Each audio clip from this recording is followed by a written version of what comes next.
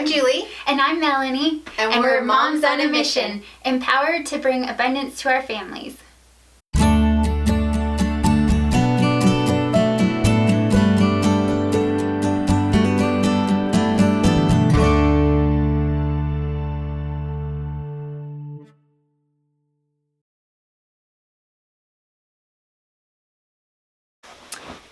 Hey guys, so today I get to be the one that talks about the oils. Yay! Yay! I'm so excited because I don't use a ton of different oils, but I do have my regulars that I just turn to all the time. And for me, that would be like peppermint oil. And the reason I like it is because I don't like the petroleum products in Vicks Vapor Rub and that kind of thing, but I do feel like that if you're having problems in your home during cold season, that having the mint and using a carrier oil is, it's not putting a bunch of toxic gick on you, but I am really careful to use it with a carrier oil because I have used it a couple times when I didn't use a carrier oil and I felt like there was a little bit of skin irritation. So yeah, that's an oil that really can burn, so make sure it's diluted. Yeah. When we talk about oils, we're not giving advice. We're talking about what we use in our own homes and our own families. So it's not any kind of medical advice. We're just talking about something that we love, and you're welcome to go do your own research on it and find out if it works for you guys.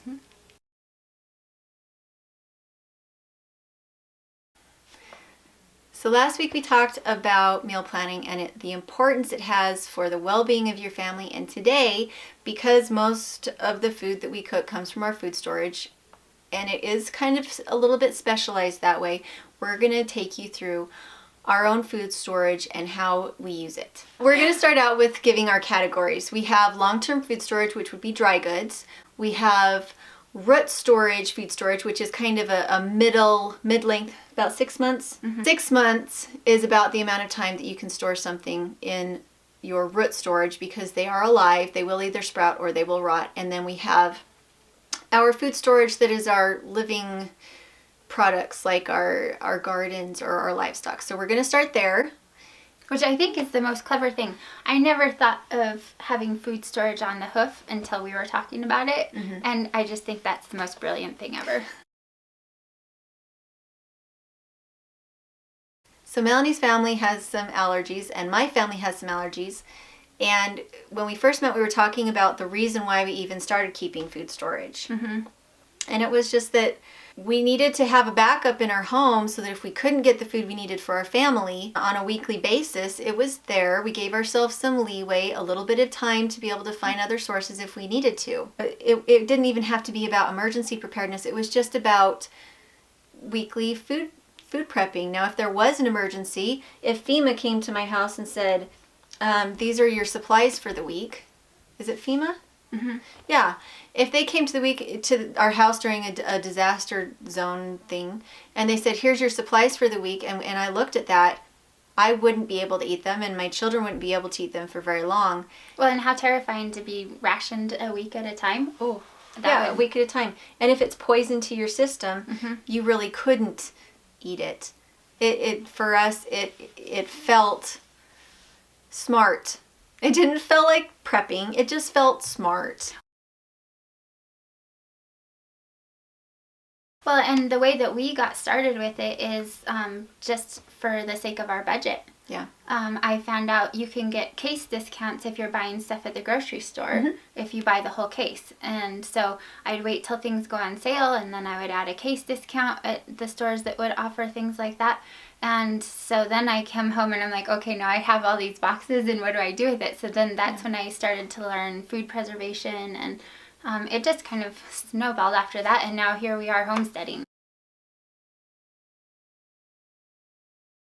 Melanie has some really great canning videos out there, and she's the one that we're leaning on right now to learn about root storage, because didn't you cook a zucchini a couple days ago? Can you believe that?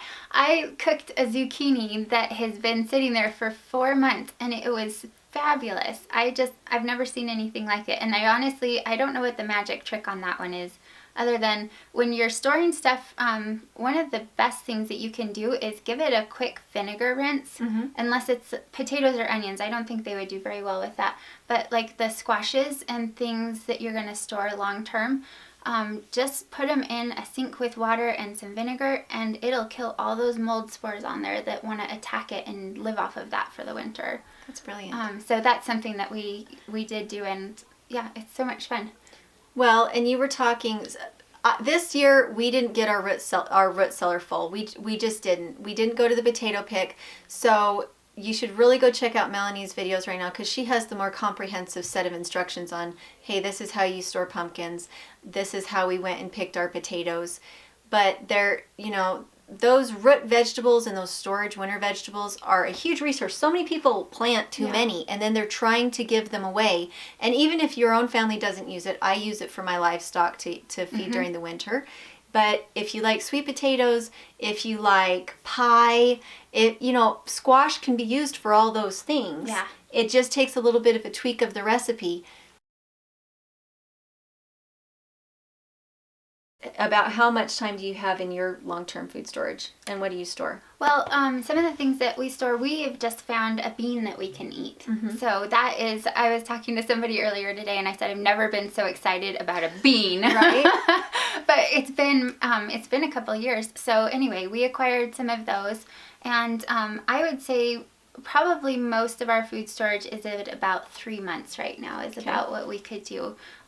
Just because we've had to rely on it 3 different times in the past maybe 2 years total.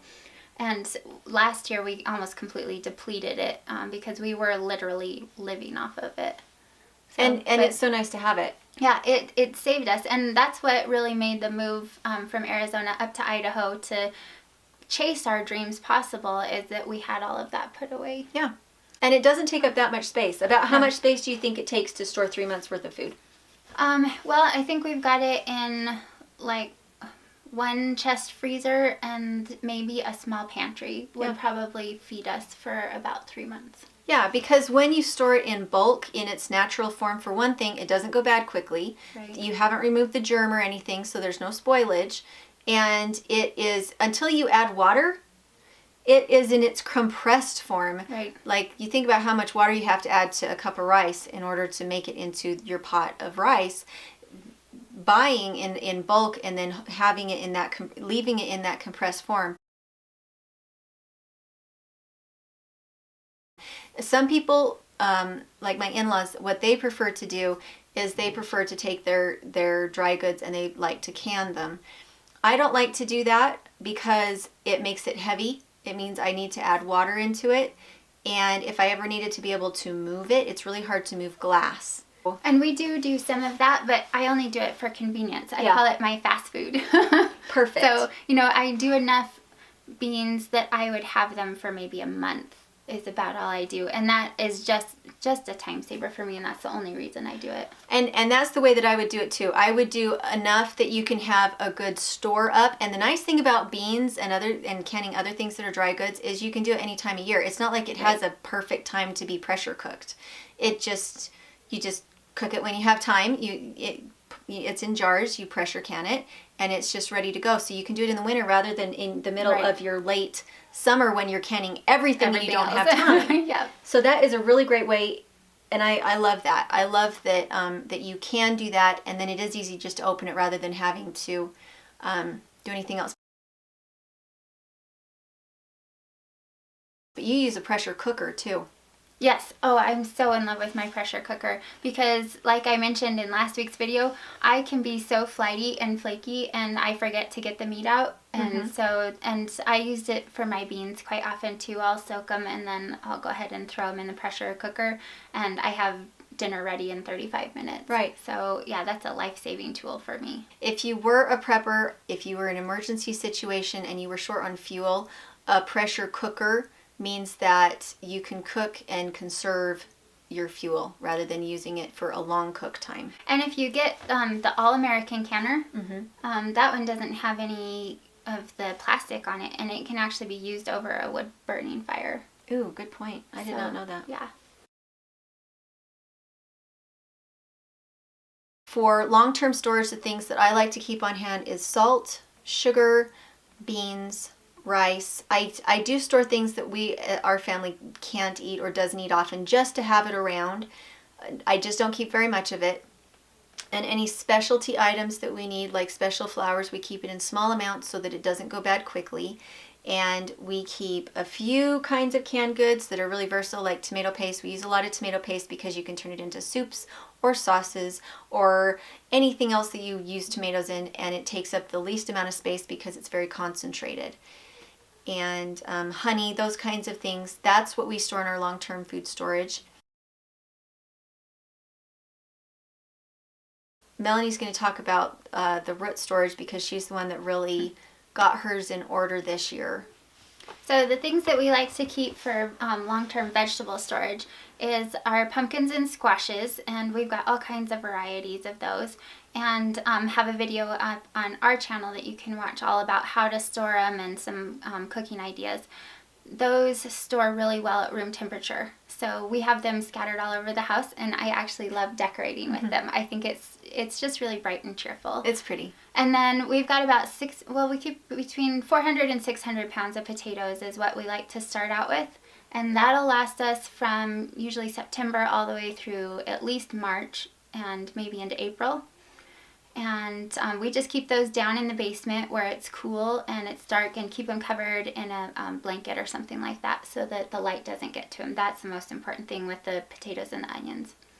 And how did you get your potatoes? Oh, we had so much fun. We went out and we love to glean potatoes. So here in Idaho, they have potatoes growing everywhere. And if you just call the farmers and talk to the warehouses, they'll tell you which day they're harvesting which fields, and they'll let you actually go behind the tractor, and we just make a big fun day out of it. The kids and I just love to go out, and we can gather enough potatoes for 6 months in about 6 hours. Mm-hmm. And it's fun. It is. It's so much fun. We just make a really big event out of it, and then we fed our family for months. It's just wonderful. And it doesn't have the sprout nip on it. Yes. Because the sprout nip, what happens is it makes your potatoes rot. So a lot of people are like, well, I don't want my potatoes to sprout. Well, if your potatoes don't sprout, they rot. And it is a chemical that they put on the skin of the potatoes that keeps it from doing it. And you'll have a very, very stinky root cellar if you try to store potatoes that have sprout nip on them. And I have heard of people that can store potatoes for up to a year.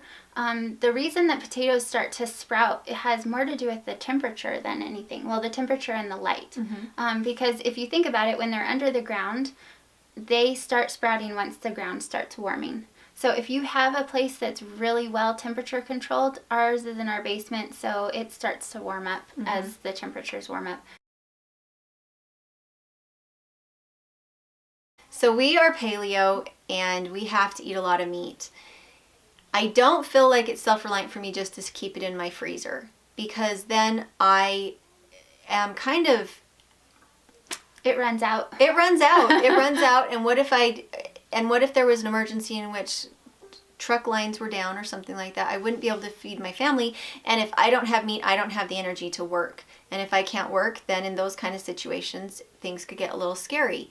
And so I always have livestock on hand that we're going to be butchering. When I butcher an animal, I buy another animal, or I breed my animals so that we always have a continuation. When I butcher a pig, I get a lamb. When I butcher a lamb, I get a pig. And we keep it in rotation. And we have our smaller animals, which are chickens, quail, rabbits, ducks, and now geese, that we are always having raised babies, and then we butcher the babies. And it just works really well for us to do that. We do also have 3 freezers that we keep full, and that's probably a little bit overkill, but sometimes I get a little bit prepper mentality and I go a little overboard. We don't need 3 freezers, but we do have them. And we eat out of it a lot. We raise all of our own meat. We feel like eating the meat out of our own freezer gives us better health. Yep. So in all of our different meal preparation stuff that we've been talking about, if you're planning a specific meal and then you end up going to the grocery store to buy that bok choy for that one specific recipe, what I always end up doing is I end up switching my meal plan, and then I go to use the bok choy and it's rotten. Yeah, so gross. Oh, it's sad.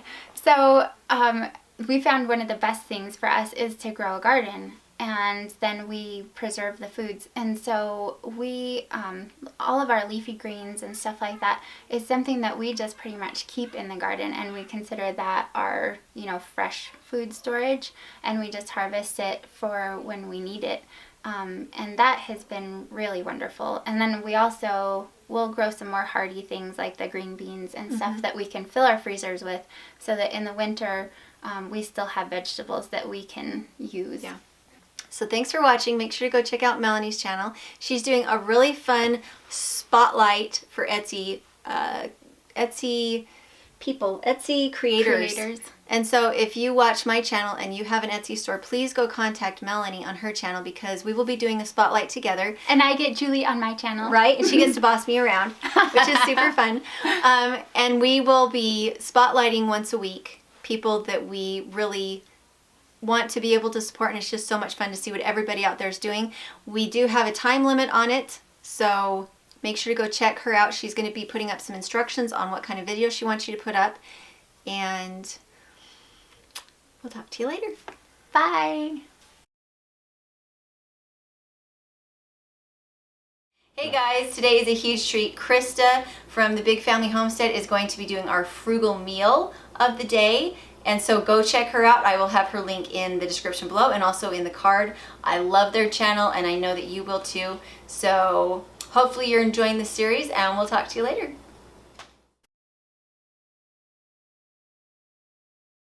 And they only see us once a week. Oh, cuddle. And then I was supposed to talk. I'm not going to explain to them how you make a root cellar. It used to be job. that they would put straw bales. So thanks for watching. Da, da, da, da.